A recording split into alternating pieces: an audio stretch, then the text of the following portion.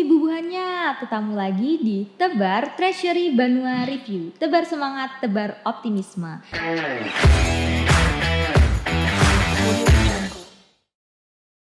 Senang sekali bertemu lagi dengan saya, Saza, yang akan memandu perbincangan seru kita pada sore hari ini. Nah, masih sama dengan podcast episode sebelumnya, hari ini kita akan membahas seputar pembiayaan ultramikro atau UMI. Tapi ada yang berbeda dan spesial nih teman-teman sore hari ini, karena saya sudah mengundang seorang narasumber dari Koperasi Mitra Duafa atau Komida, selaku penyalur program pembiayaan UMI di Kalimantan Selatan. Nah, bersama kita sudah hadir Bapak Sandi dari Koperasi Mitra Duafa. Halo Bapak, Halo, bagaimana kabarnya? Alhamdulillah sehat Mbak. Sehat ya Pak ya. Nah, seperti yang sudah saya jelaskan Pak tadi, hari ini kita akan membahas seputar pembiayaan UMI. Ya, pasti Bapak sudah siap dong Pak? Insya Allah siap. Siap. Nah, kalau misalnya Bapak Sandi sudah siap, mungkin langsung saja ya Pak ya saya ajukan pertanyaan yang pertama. Pak, kan mungkin masih banyak nih sobat tebar di rumah yang belum mengenal apa sih program pembiayaan UMI itu. Mungkin bisa dijelaskan sedikit Pak, apa sih program pembiayaan UMI itu dan siapa sebenarnya target atau sasaran dari program pembiayaan ini? Ini khusus untuk sobat tebar semuanya ya. Program UMI ini yaitu salah satu program pemerintah yang sangat baik gitu ya. Tujuannya di sini yaitu membantu masyarakat yang selama ini belum dapat atau belum bisa akses ke pembiayaan perbankan gitu ya. Dengan adanya program ultramikro ini, insya Allah program ini akan sangat membantu khususnya masyarakat yang berpendapatan rendah untuk mengembangkan usahanya, dan itu sangat mudah sekali. Baik, jadi pembiayaan ultramikro atau pembiayaan UMI ini program pemerintah ya Pak ya, memberikan fasilitasi seperti itu untuk pelaku UMKM yang berpendapatan rendah. Nah, kalau dari kacamata Komida sendiri Pak, sebagai penyalur pembiayaan UMI, tujuan atau target yang ingin dicapai dari program pembiayaan UMI ini apa sih Pak sebenarnya? Tujuan dari program UMI ini yaitu tadi ya disampaikan di awal, ini membantu memberikan modal usaha khususnya kepada para pengusaha kecil ya atau ultramikro ini untuk mendapatkan modal tambahan atau pembiayaan yang selama ini mereka tidak bisa mengakses ke perbankan. Nah, dengan adanya program ini ya melalui mungkin mitra-mitra dari UMI ini ya salah satunya Komida ya bisa itu memberikan pembiayaan atau pinjaman ke masyarakat di bawah. Iya. Nah, dari tujuan dan target yang sudah Bapak sebutkan tadi Pak, pasti ada langkah-langkah atau strategi yang dilakukan oleh Komida ya Pak ya. Nah, saya pengen tahu nih Pak, langkah atau strategi yang dilakukan Komida untuk menyebarluaskan informasi seputar pembiayaan UMI ini seperti apa Pak, supaya masyarakat di Kalimantan Selatan ini bisa tahu tentang pembiayaan UMI ini. Oke, dari Komida sendiri ya salah satu partner atau mitra dari UMI ini ya banyak sekali mungkin hal-hal yang bisa diketahui sama masyarakat ataupun hal-hal yang lainnya gitu ya. Salah satu yang bisa diakses sekarang kan udah teknologi udah canggih ya, mungkin bisa lewat websitenya Komida ya, yaitu mitraduafa.com. Ada juga dengan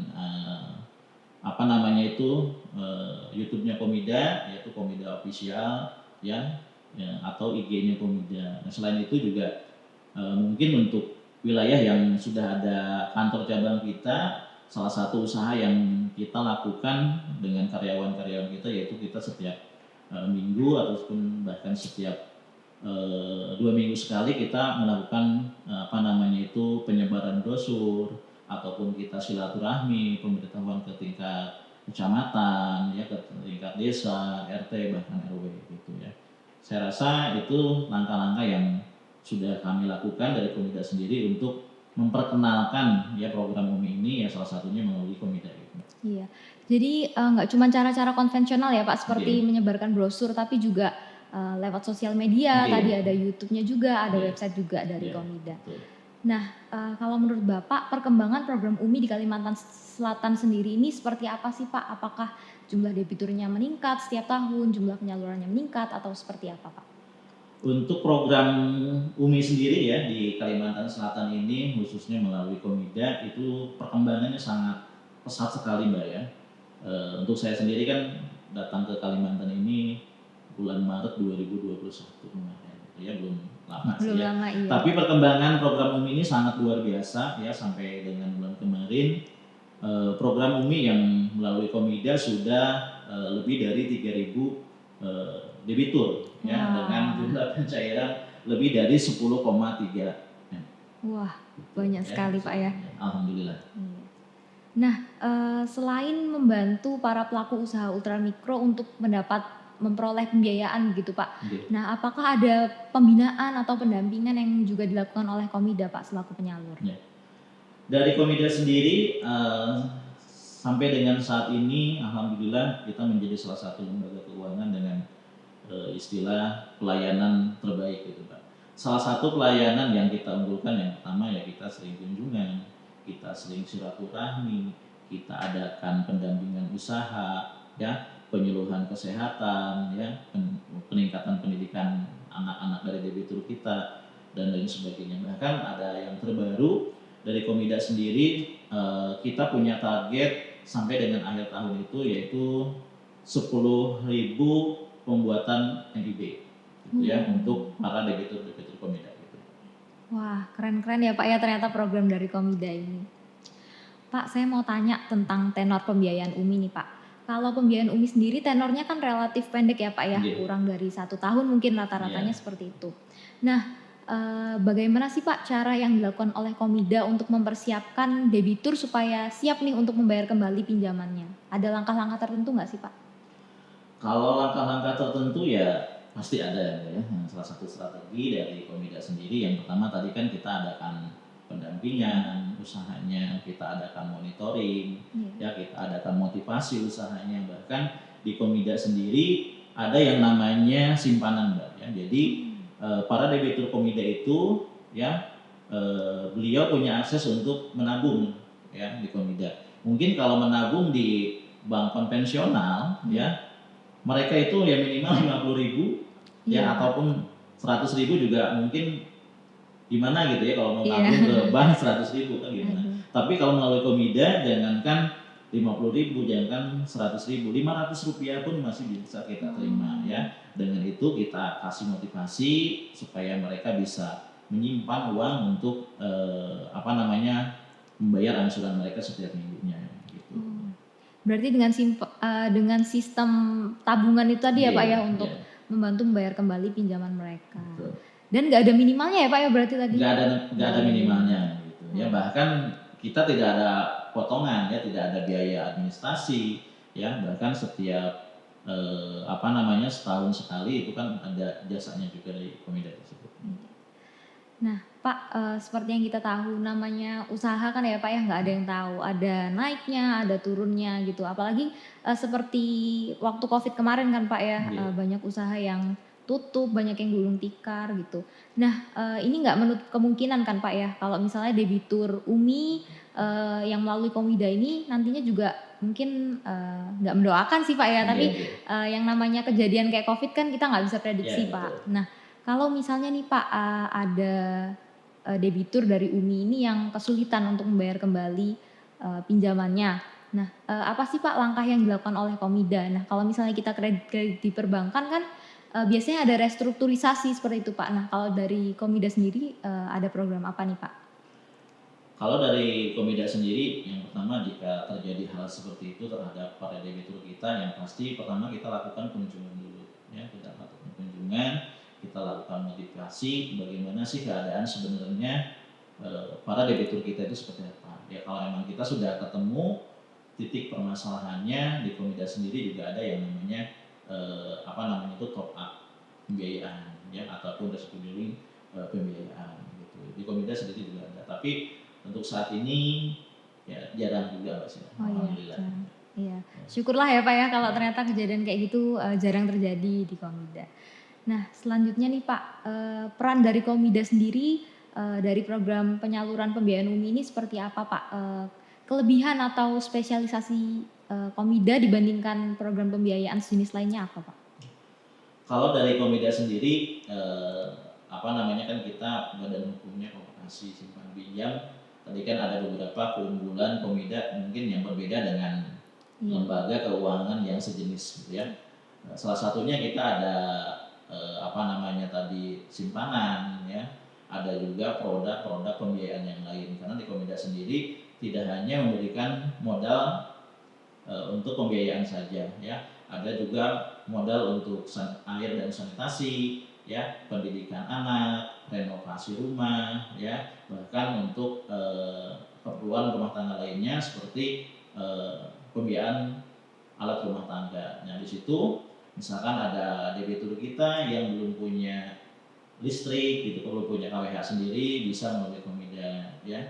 Terus selain itu juga misalkan dia belum punya kulkas ataupun mesin cuci ya.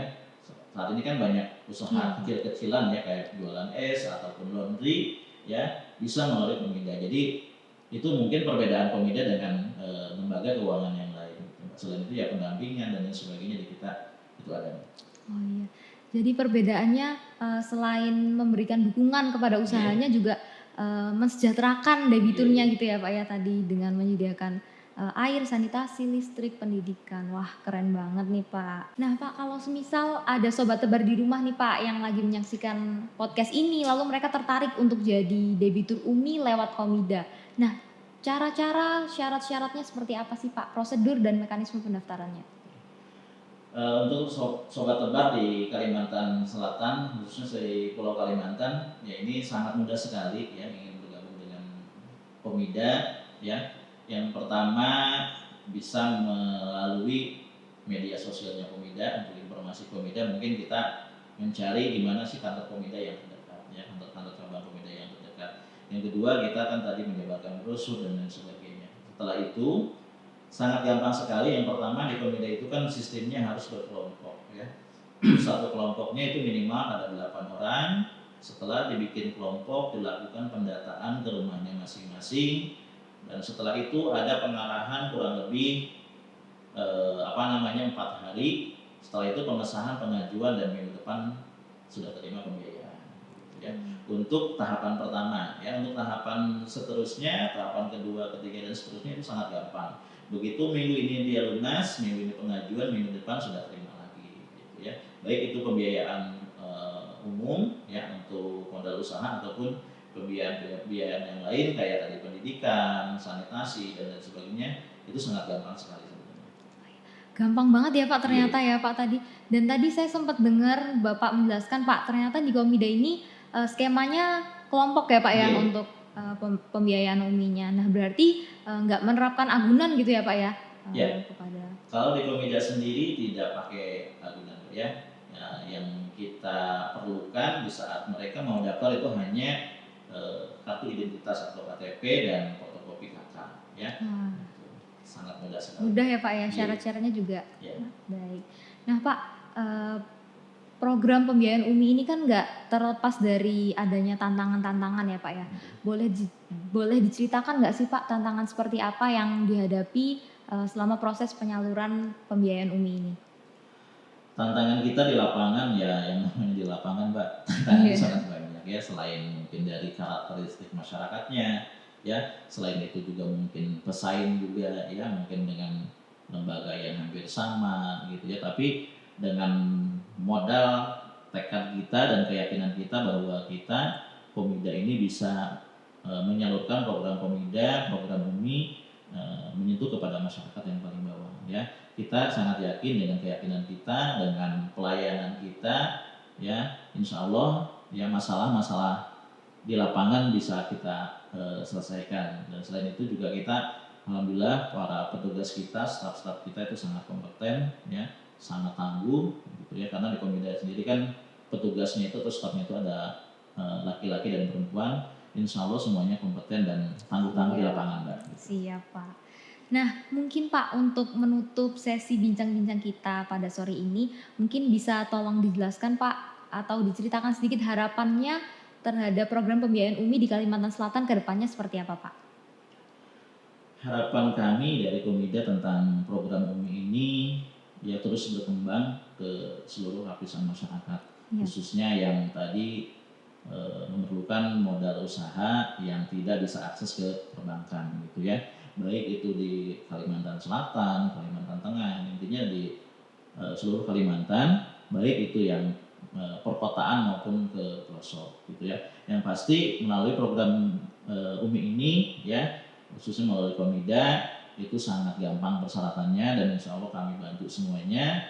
Kita dampingi dari mulai nol sampai dengan bisa berkembang usahanya gitu. Siap, terima kasih Pak. Nah mungkin segitu teman-teman Sobat Tebar semua sharing informasi kita pada hari ini. Terima kasih banyak Bapak Ya, Sandi sama-sama atas sharing informasinya. Nah semoga ya Pak kedepannya makin banyak masyarakat yang tahu tentang program pembiayaan UMI khususnya melalui Komida ini. Yes, mudah-mudahan Mbak. Ya amin. Karena kita tahu sendiri ya Pak peran UMKM terhadap perekonomian Indonesia ini sangat besar. Iya. Nah mungkin itu dari kami. Sampai jumpa di episode-episode Tebar selanjutnya. Bye-bye.